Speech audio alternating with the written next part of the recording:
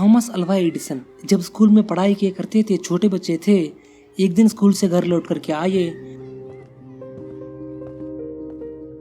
और अपनी माँ के पास गए। उन्हें एक लेटर दिया और कहा कि माँ, ये जो पेपर है ये मेरे टीचर ने आपको देने के लिए कहा है।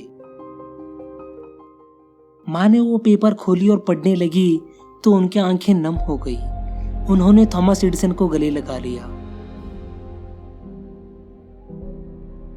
थॉमस ने पूछा कि माँ, इसमें लिखा क्या है?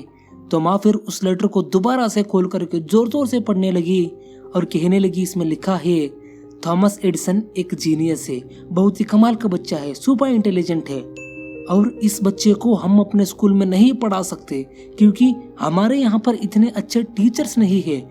इसलिए हम एडवाइस देते हैं कि आप इस बच्चे को घर पर पढ़ाइए। और उस दिन की बात से थॉमस एडिसन की माँ ने उन्हें घर में पढ़ाया। इन्होंने भी मन लगा करके पढ़ाई की, लगन से पढ़ाई की और एक वक्त ऐसा आया कि थॉमस एडिसन ने अमेरिका की सबसे बड़े इन्वेंटर बन गया। इनफैक्ट दुनिया की सबसे बड़े इन्वेंटर बन गया। 1093 पेटेंट्स उनके नाम थे। बल्ब का इन्वेंशन किया, इलेक्ट्रिक कार के लिए जो बैटरी है उसका इन्वेंशन किया, मोशन पिक्चर का इन्वेंशन किया, बहुत सारे इन्वेंशन किया थॉमस एडिसन ने। बड़े बिजनेसमैन बन गए। इस सब के बीच में उनकी माँ का डेथ हो गई, उनकी माँ का स्वर्गवास हो गया। एक दिन वो घर की साफ सफाई कर रहे थे तो उन्हें वो पेपर जो बचपन में उनके टीचर ने उनकी माँ को देने के लिए दिया था, वो फोल्ड किया हुआ पेपर मिला और उन्होंने उस पेपर को खोला।